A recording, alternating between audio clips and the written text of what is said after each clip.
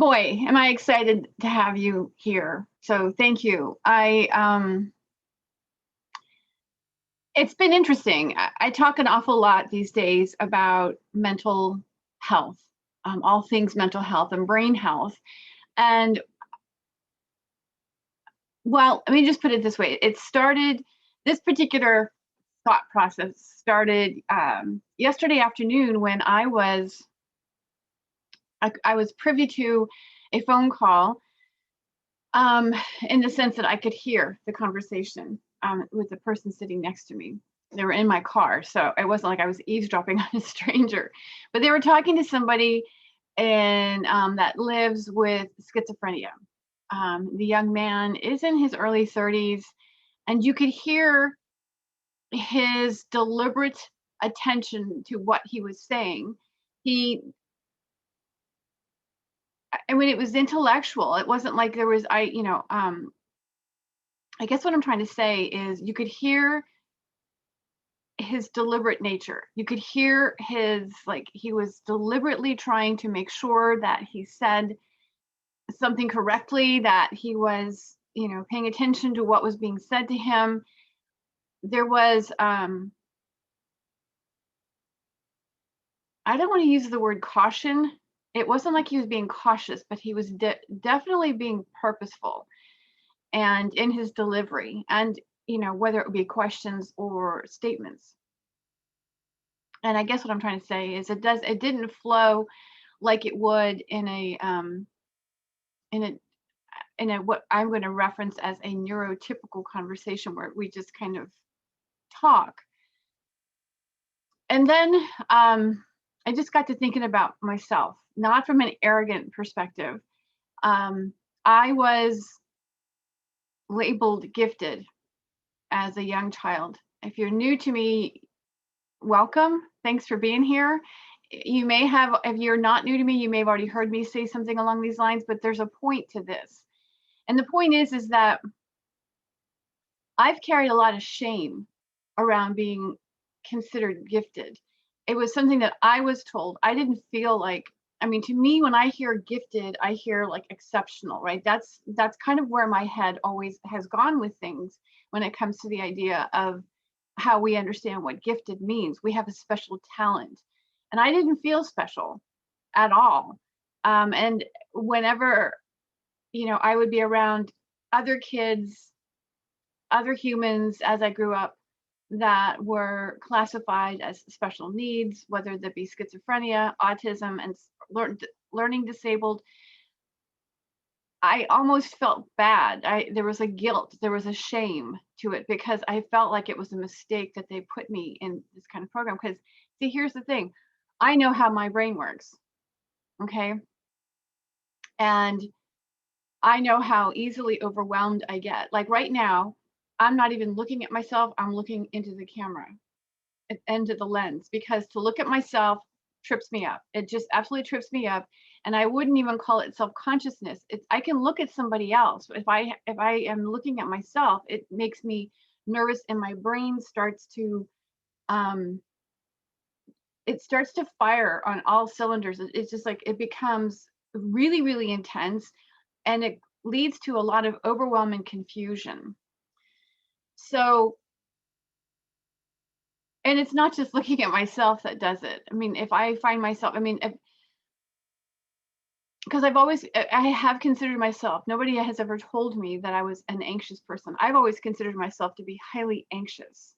I do know that I am a deep thinker. That I will give you. I know that I can go into this rabbit hole, give me a little bit of information, give me, I come up with ideas and then I pursue it to see if I can find validation to what I believe. This is how all of my work has come together.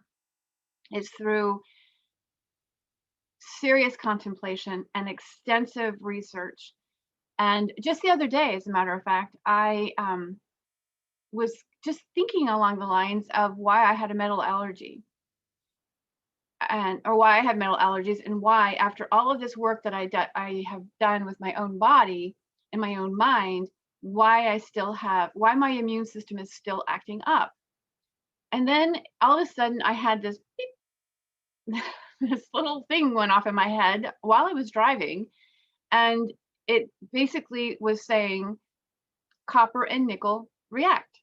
Because what I've learned since this metal allergy and since having this surgery in my foot, that no matter what kind of metal it is, even if it isn't a particular alloy that's supposed to be safe, there's still nickel in it. And copper, well, what I found, my thought was copper, and you might be wondering, why the hell did you think of copper? Because I, because copper is an important mineral along the epigenome.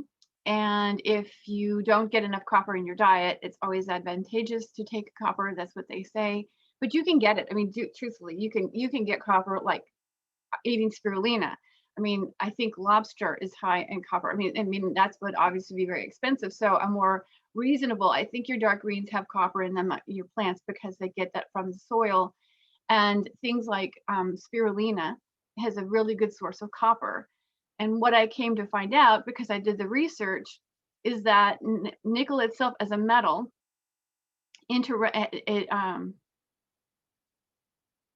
it chemically interacts with copper ions, and so that's what would be in the body if you're consuming it through food, would be copper ions that are necessary, because it can't be a copper compound, it can't be a salt, it has to be just the copper ion, which would interact with the nickel, hence the reaction that I had in my foot. So, and I just tell you that because that's the way my brain works. Is that gifted? I don't know. Like I said, I feel I have felt shame around that because I've seen the way other kids and adults get treated. And, I did a video not too long ago because, again, it was around schizophrenia and the way people were talking about just brain health in general. And I got involved with a conversation that day regarding the gifted brain. And the gifted brain essentially fires on all cylinders. They call it an overexcitable brain. Okay, so everything's firing at one time. Well, this would explain overwhelm and confusion. If your brain activity is on hyperdrive, then it would explain that sensation that I get. Like there's so much freaking noise in my head that I actually end up having to move. I have to move to almost release this energy. Okay, and in the schizophrenia, the brain it's firing on high again in all areas. At this time though, it's random, random spikes. It's like, but it's not necessarily all at the same time, but still it's a heightened level of activity in the brain. And when I was listening to this conversation yesterday, I could completely relate to needing to slow down, to be deliberate about what I want to say, and be more thoughtful. And so it was a valuable reflection of where I've come, because I used to get so tongue-tied and nervous and then actually feel like I was dumber than a doorknob because I couldn't deliver. I mean, I knew what I wanted to say, but I couldn't get it out of my mouth. Or it was a jumbled mess, and I've led a life of people not understanding what it is I was trying to convey, and it's been excessively frustrating to the degree where I have walked around and pardon me, my nose is itchy. Where I've actually walked around and said that I just feel completely misunderstood. And as a child, I did feel like a misfit because we weren't. I mean, I went to school with the same kids for 12 years. Meaning we were always in the classroom together. There was never an addition, maybe unless a new kid moved into the area that was also classified as gifted. Essentially, it was just the same 30 people for 12 years. And it was very difficult because all I've ever wanted was to be accepted. And I knew how I felt in my body. And it was exceedingly uncomfortable. And like I said, movement, it helps. Well, I subsequently got involved with cocaine and disordered eating, because the disordered eating actually gave me some sense of control. It gave me something to focus on. The cocaine itself truthfully made me feel, I had to move with cocaine, okay, because it wires you. All right. So I ended up moving a lot, which then, believe it or not, brought me clarity. So the video and the audio that I did yesterday for the guts to be abnormal, by the way, the next one I'm going to do is going to be the guts to be bold. Stay tuned for that one. But what I talked about was the addiction is a form of self-soothing. I also mentioned the fact that um, the um, the chemistry of the drugs, all the drugs are different. Okay, so what was really interesting when I was in the addiction treatment courses was the fact that the number of drugs that they've studied to understand schizophrenia, and they have found all, any number of drugs that influence every single neurotransmitter in the brain can have a positive effect on schizophrenia. So there you go. That confirms the rapid firing in the brain, although in schizophrenia, like I said, it's random. So when we get involved in drugs, it's unique to our nature, because not everybody gets hooked on cocaine. Not everybody gets hooked on cigarettes. So in my case, it was movement, and movement is linked to dopamine. Today, what I do when I get overwhelmed, when I start to feel that overwhelmed and I can't think straight, kind of sensation, I actually get up and move. I saw somebody one day as a writer on Instagram, and she has a treadmill in her house, and her husband actually put like a little table where she could set her computer and she could write and walk at the same time. And I thought that was brilliant. I would love to be able to do that because I love to write, but I can only sit for so long, and then I can feel this energy. I feel this overwhelm coming up because I can't think clearly any longer, and I have to move it. So in that case, then I get down into my body. So the point that I'm getting at is I wasn't cognizant of that when I chose that drug. I didn't even choose it. I was introduced to it, and I really liked the way it just cleared my head. And then again, obviously I couldn't keep up with it. It was deteriorating me, and I am successfully in long-term recovery from that. But then there was this conversation this morning. So let me back up a minute. So I have, like I said, lived with anxiety. These sensations, I know how it feels to be in my body and in my brain, and I don't care what people labeled me. I felt differently. That's where the shame has always come from. And then I see other people being classified as someone living with schizophrenia, someone living with autism, someone living with learning disabilities, and they're considered less than. So somehow, and this is the reason for this shame, because I was considered among others as like the contribution to society, and everybody else is, not everybody else, but this other population of people is considered a hindrance, or it needs to be managed, or they need handlers. And I understand there's varying degrees. I'm not saying, but at the same time, my own son was labeled learning disabled, my oldest one. And this is long before they were really putting people on or identifying people on the spectrum. And he clearly has symptoms, signs of that. Okay. Really nothing unlike me. It's just that he's on a different part of the spectrum, because he gets easily agitated and he does weird. I can sit here and twiddle my hair. I don't know if you've noticed, I've been sitting here playing with this. So it seems minimal, but there are things that I shake my legs. So talking about movement, I will shake my legs. When I was a kid, I used to lay in bed and wiggle my legs. My mom used to think I was trying to keep myself awake. It was just my way of just releasing energy. It was a form of stimming.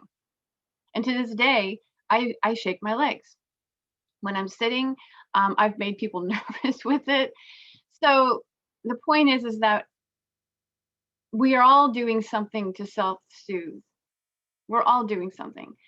And then, like I said, my son is clearly on the spectrum, although he was given a different classification when he was a young child. And the fact is that today he works in a high school. He works directly with students with autism, and he also works in the treatment facility helping neurodiverse kids there. So and like I said, in my opinion, these people have exceptional abilities that are not being embraced, that they're being hospitalized and medicated for, because nobody ever offered me medication. They never offered me any medication. What do you think I was doing drugs for? Because they wouldn't offer me medication. I needed something.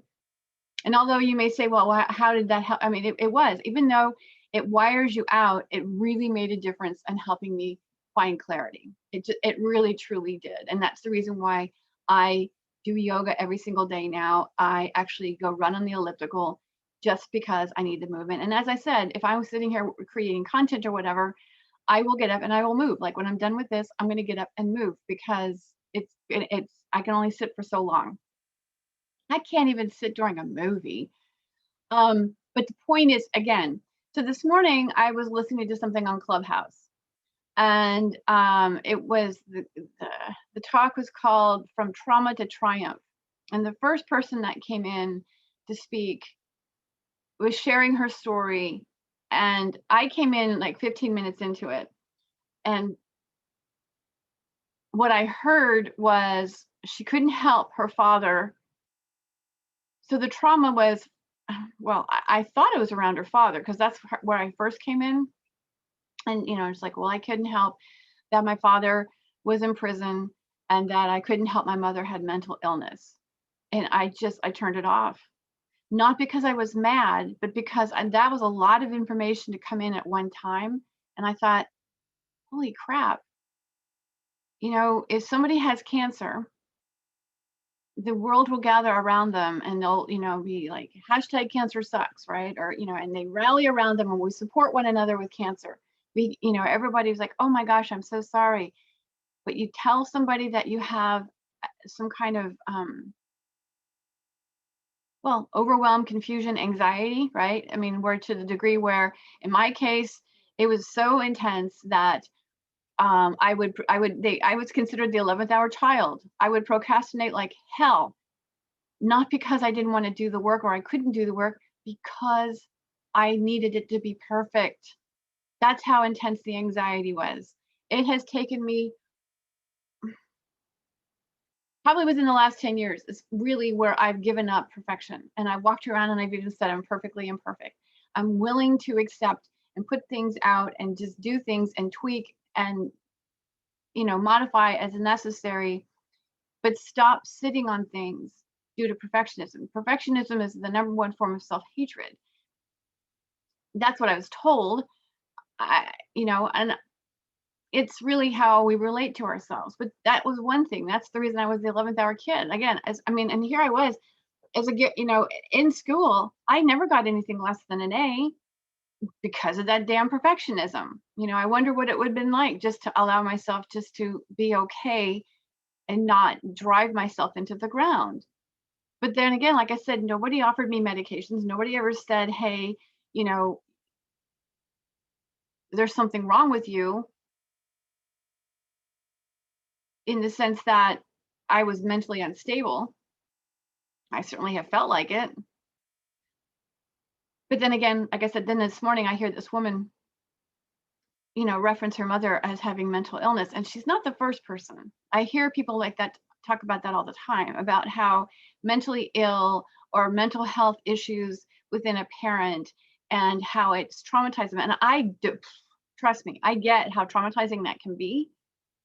I mean, yeah, my parents were both addicts. My mom was hooked on prescription medication and alcohol. My dad was hooked on alcohol.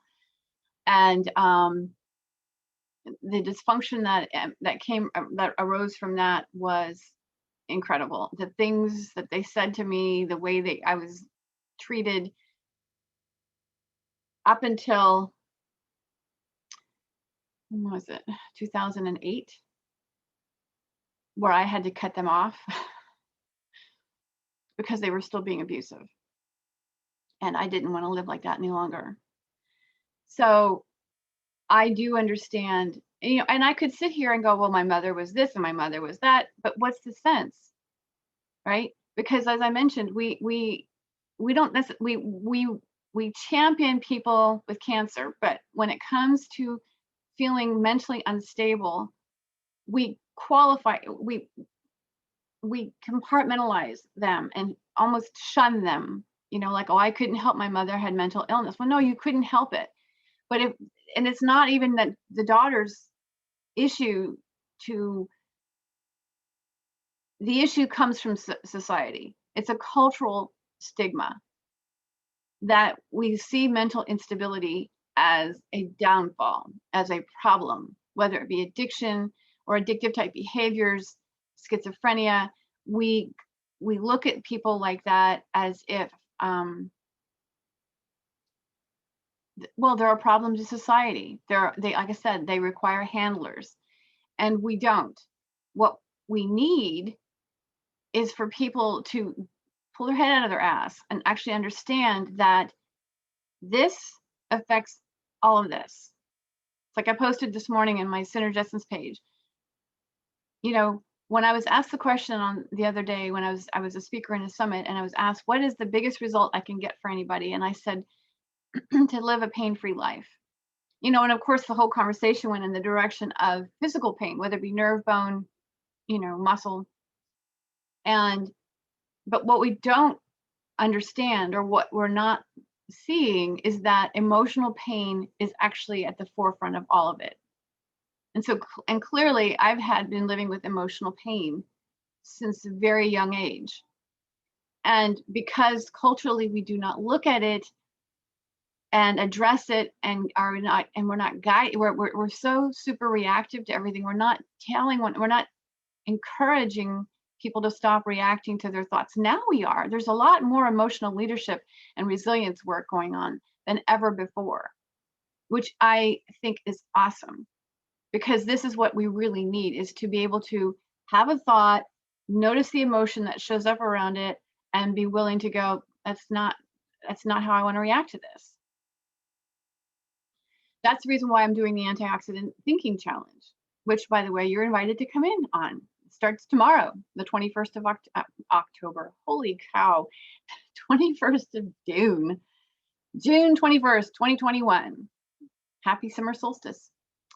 Anyway, that's why I'm doing this, because emotional pain is at the forefront of all physical pain. And that's something that's very difficult for most people to hear or even wrap their heads around.